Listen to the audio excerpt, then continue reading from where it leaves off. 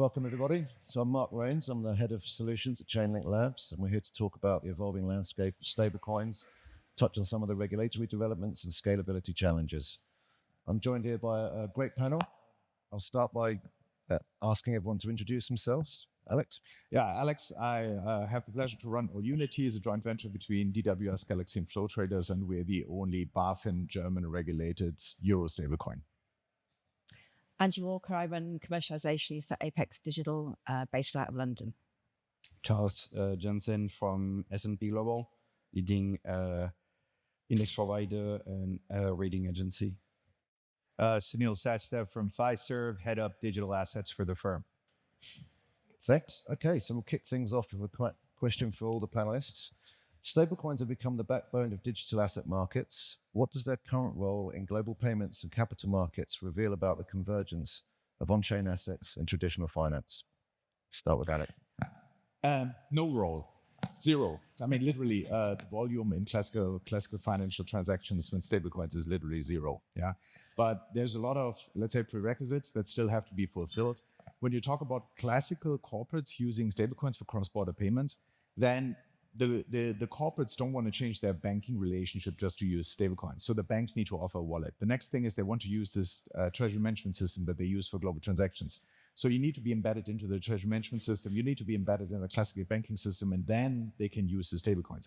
This is currently being built, and this is going to be introduced, but we are not there yet. So will it be a major step in global financial services? Yes, absolutely, but we are not there yet. And the big thing that has not been tackled yet, which comes after that, is how do you manage actually global off-ramp? Because sending a stablecoin is easy, but if the stablecoin is issued in one country, you send the stablecoin in another country and you want to off-ramp in that country, the reserves are still in the sender country. So that is then the next big hurdle that has to be tackled. So zero yet, but a lot coming mid next year, I would assume, and then it really kicks off. So lots of progress, but lots still to do. Any other thoughts on that question? I've got a bit of a slightly different angle, but I'm just talking a bit more into the future. So I think there's a very interesting pattern that's emerging around the use of tokenized money market funds or money market funds to back stable coins.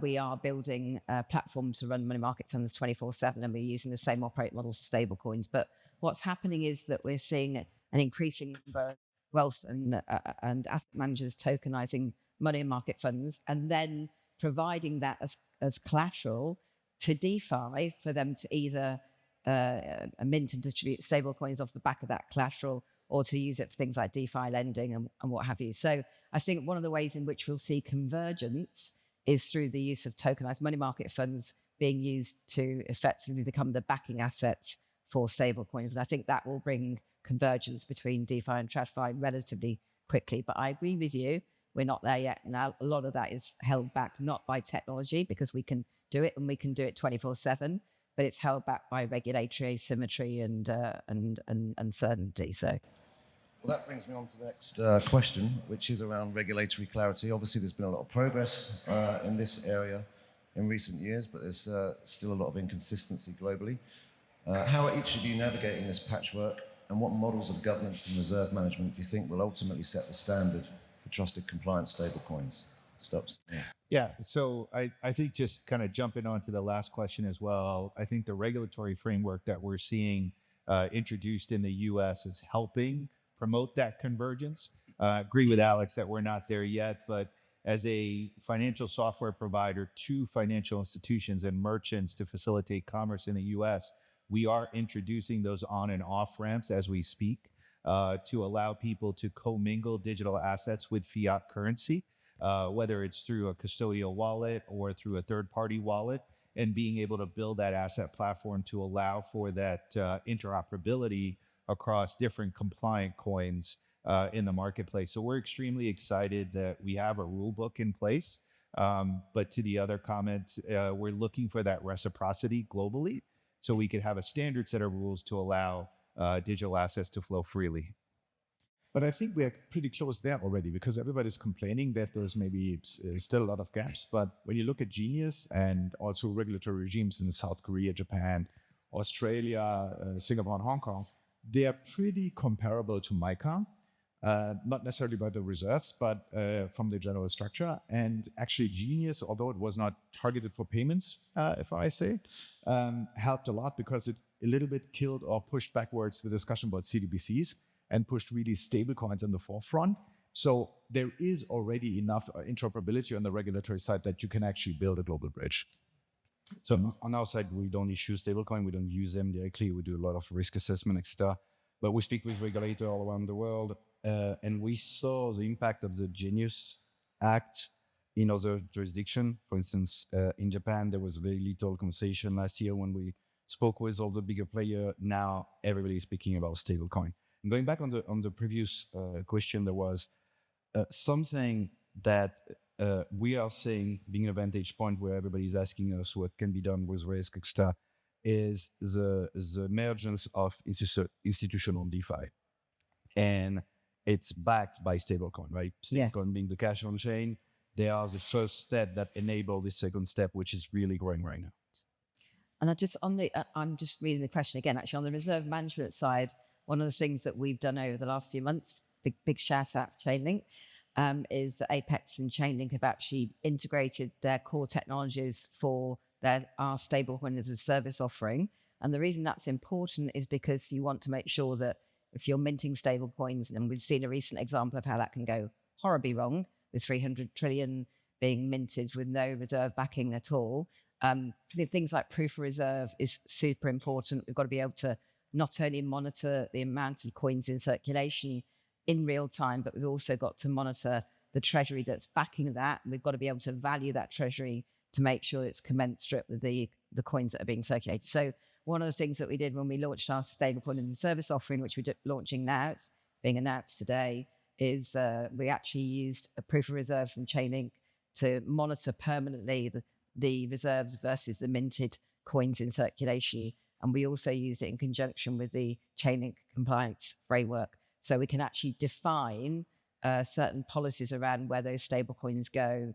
For example, jurisdictionally, if you look at jurisdictions like UAE, the dirham-denominated stablecoin can't be used other than domestically. So that policy engine is really important in how we circulate stablecoins, and we've integrated that in alongside the proof of reserve and the secure mint function to make sure you neither can over mint nor can you circulate outside of the jurisdictions in which the coin can be operated. So these things are really important because we need to give people consumer confidence, and they're vital components of that. So yeah, we're very excited about the compliance engine. We've seen tremendous demand since announcing it, so it's good to see.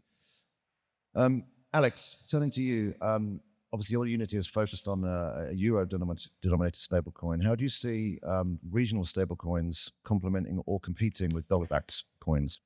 I think in the light of the time that we have, I don't want to go into the details why US dollar stablecoins were the starting point, and rightfully so. But when you look at global payments, I mean, there are national currencies, and just because we tokenize the stuff doesn't make the national currencies go away. There's about 600 billion euro in and outflow on a daily basis into the European Union. And as long as we have the euro, there is a means and a right to have that tokenized. In that sense, you will have locally denominated stablecoins evolving. Yes, there are dominant currencies in the world, like you have it today. US dollar is the dominant currency. Euro is the number 2 reserve currency. This will not change.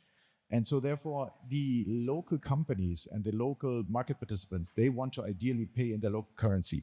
But they also want that then whoever does the support takes care of the FX, that the relevant currency arrives at the end of the transaction. And therefore, I think they play the same role they play today.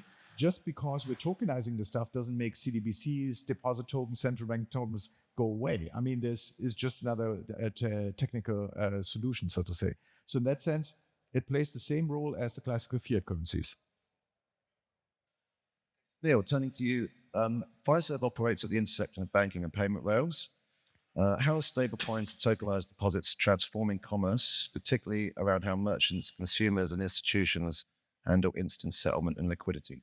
Yeah, no, thank you for that. So for us, as we kind of move billions of dollars every day between financial institutions and merchants around the world, one of the things that we've been hearing from both audiences is leveraging the programmability in stablecoins. because exchange of value is great. Having access to a 24/7, 365 rail for settlement is great. But I think the ability to basically go beyond ISO 022 or ISO 8583 is the real promise for stablecoins. So for us, being able to provide payment optionality instead of just pay in and pay out functions, that's the real win. And a lot of these financial institutions that we're talking to and merchants we're talking to are looking at stablecoins as a way to create more efficient middle and back offices as well.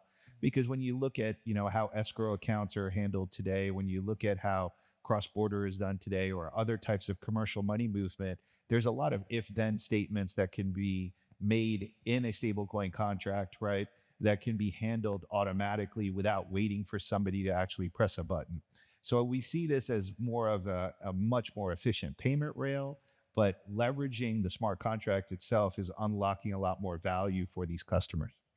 Makes a lot of sense. Okay, turning to you, Angie. From an asset servicing commercialization perspective, how is Apex helping its clients integrate stablecoin infrastructure? And what operational hurdles need to be overcome for large-scale adoption? So I'll cover the operational hurdles first because that's the easier of the two questions. So from an operational perspective, stablecoins are, as you can imagine, high velocity is an instrument. So they're 24/7. You want to be able to access them 24/7, and we need to be able to basically mint and distribute and control the distribution on an ongoing basis, on a follow the sun basis. That's the whole purpose of having stablecoins, so we can use them 24 hours a day. That requires quite a big shift operationally. Well, if you're starting from scratch, it's an enormous lift anyway, because you've got to run the operational function of minting, distributing, maintaining, auditing, and constantly matching against the treasury what you're distributing and circulating. But for us, because we already had an existing service offering, which was underpinning, 3.8 trillion of private markets assets, we've had to lift the operate model from a sort of a traditional 7x5 to a 24x7. That's actually quite a big lift. And we've also had to incorporate more functionality in our treasury so that we're constantly monitoring. And of course, stablecoin operators won't leave all of their backing assets with one custodian. They're going to spread the risk around multiple custodians. So we're actually having to make sure that from a treasury perspective, we are monitoring those backing assets through the various custodians effectively in near real time. We have to do that even though we don't report in near real time. And that's one of the reasons why obviously being able to access data via data oracles becomes incredibly important. In terms of the integration into existing systems is incredibly important as well. As you can imagine, if you're delivery versus payment, which is one of the big use cases for stablecoins, then you need to be able to facilitate that transaction in a situation where the actual asset may not necessarily be sitting on the same chain that you've got your stablecoin. So you need to be able to facilitate that delivery versus payment either off-chain as an off-chain, on-chain transaction or as a cross-chain transaction. So that's very important that we can support that. And we work very hard on the integration and the APIs and also using Chainlink's cross-chain interoperability protocol, which allows us to do that. But also we need to be able to integrate into legacy or existing systems and payment systems to receive messaging and transaction instructions and data. And so again, we've worked really hard on that. So there's going to be a long period of time. In fact, there will always be a coexistence of traditional centralized technologies alongside decentralized technologies for the use of facilitating stablecoin payments and other forms of digital currency. And that's blockchain is not a silver bullet in that regard, and we'll have both types of technology existing pretty much forevermore. And therefore, the integration is very important. But what we're doing is we're trying to make that relatively seamless. So if you think about the front to back experience, hopefully it's relatively frictionless, whether we're going on chain or off chain or between chains. We're trying to make that as frictionless, seamless as we possibly can in terms of the end user experience. So it's a really important part of what we're doing is that integration between on chain and off chain. Excellent, thank you. Okay, Charles, you recently announced the stablecoin stability assessments on chain using Chainlink data link, which is great. Why was it important to get these ratings on chain, and where do you see this going? Stablecoin stability assessment. It's a score with a report that gives you visibility on the probability of depeg of stablecoin. Now, in our team, and well, most of opinion are my own, but we believe in the tokenization of everything. We believe that blockchain is the next set of rails for the financial system. Now, in this new world, the pace we know is increased, and the need for risk assessment remains. Now, for stablecoins specifically, if we're saying that there are different risks, does it make sense to be able to check that at the transaction level? So we know, for instance, that, well, we need to look at having faster risk assessment and all that, and that's kind of the writing the data. But when you're from a reading standpoint, now with this on-chain, you can check the validity and our opinion on the risk of DPEG of stablecoin, and eventually later on it could be applied to ratings real time. So you can have a lending protocol and a decentralized exchange, whichever application, that will at every transaction be able to check, is the risk the same as per the opinion of S&P? And when it changes, it doesn't change often, but when it changes, it usually matters. When it changes, then you can have already pre-coded what will happen. Do you still accept this as a collateral? Do you want to change the yield you're using? So we'll be in a world where a lot of this role will be coded on chain, and the data for that has to be also on chain. So that's the first step for us, showing we could do this with Chainlink. Now it's on base. If you want it anywhere else, let us know. And if you're interested in other type of data point that can be from ratings or the division that we have, we can do it.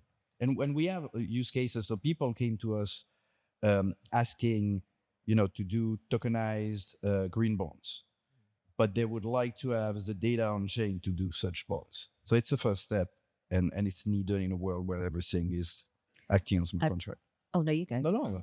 I was only going to say the attestation thing is really important, because you can't, the green bond's a great example of that. But if you remember last year, we did a project with a Brazilian central bank and Banco Inter, and they actually used data going on-chain data to effectively trigger payments. So they use a wholesale CDBC, cross-border trade finance, agricultural commodities use case. They were shipping soybeans between Brazil and China, and they were basically using on-chain data to deliver confirmation that the transaction or the consignment had reached various stages in its journey. We were involved in that. Obviously, Chainlink was involved in that, and it allowed them then to trigger payments that were then facilitated through CDBC wholesale between Brazilian Central Bank and HKMA. Now, the reason that was very interesting is because for trade finance, for the small and medium-sized participants, the cost of funding is incredibly painful and high. And if you can facilitate a mechanism where that payment comes back to the supplier, the producer, in stages throughout the journey, it massively transforms trade finance for small and medium enterprises. And it is excruciatingly expensive. And so if we can find an alternative way. So that's a really good example of where we can use attestation on chain in order to allow an event to happen, which in the case of Brazilian Central Bank was a trigger payment. But I think for things like green bonds and sustainability type initiatives, I think putting data on chain is incredibly valuable, because we can then continue the attestation throughout the life of the contract or the asset, which is really important.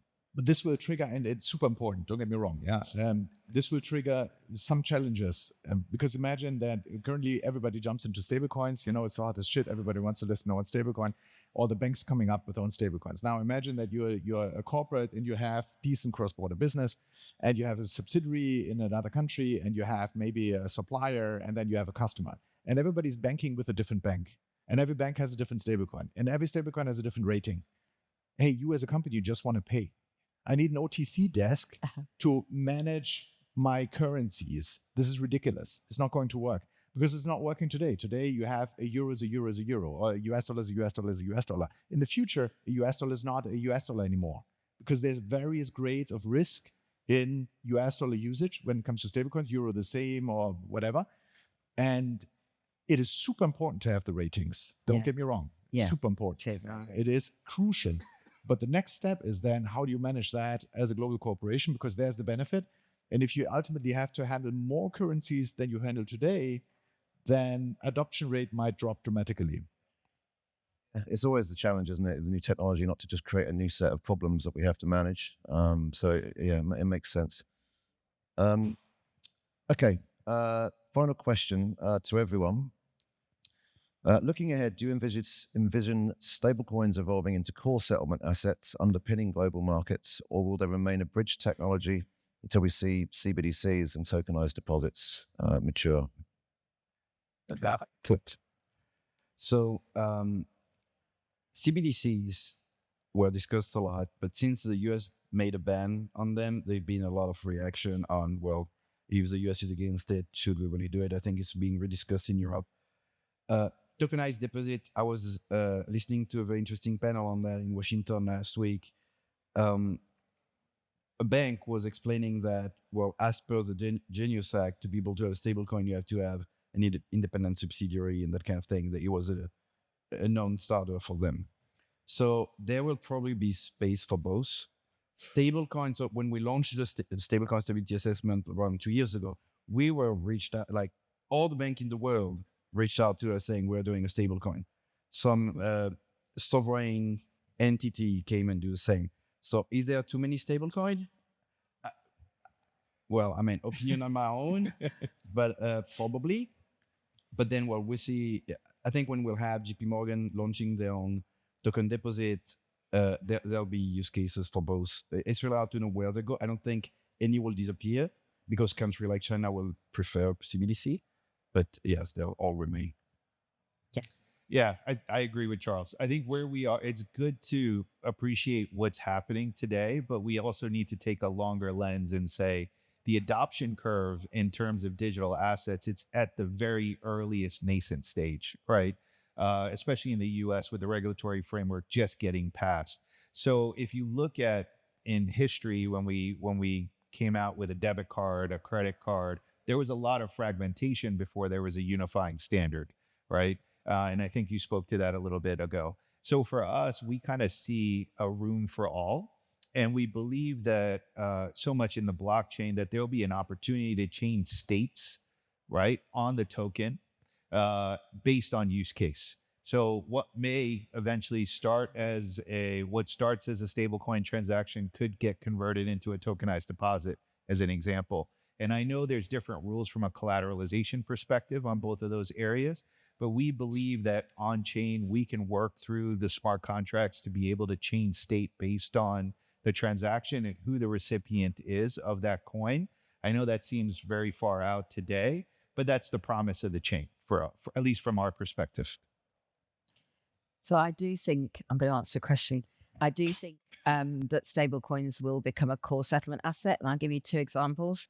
So if you look at the EU pilot regime, and you look at what M21X have done, they are basically issuing assets and settling securitized assets and settling them using a stablecoin. And that's regulated under BaFin.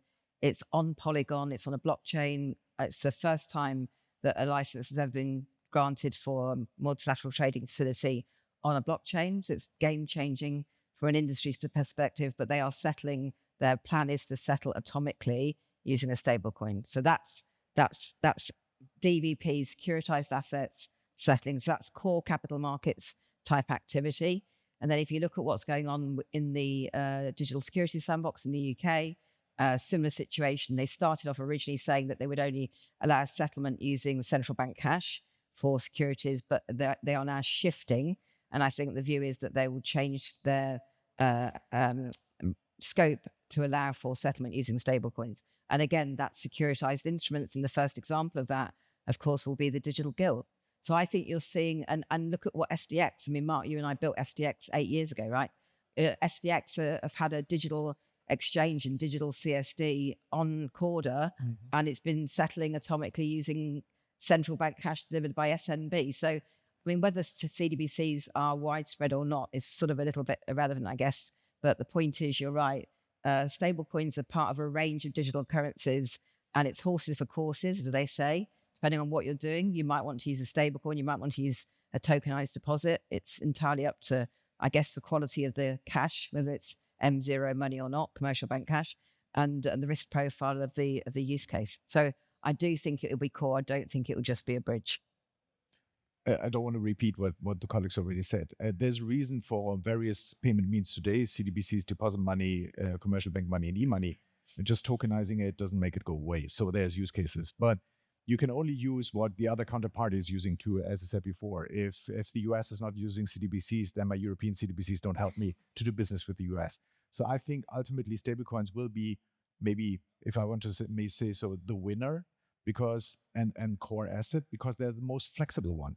As Sunil said, programmability, freedom of movement, freedom of parties to use it. Not everybody can use CDBCs. Not everybody can use deposit tokens of a special bank. Yeah.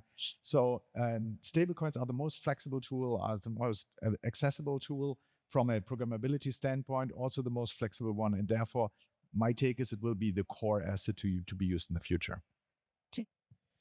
Okay, well, I think that's the last question. I mean, there's loads of progress, excitement, but still lots to do is kind of what I'm hearing. So, but thanks very much for your time. Appreciate it. Thank you. Thank you very much.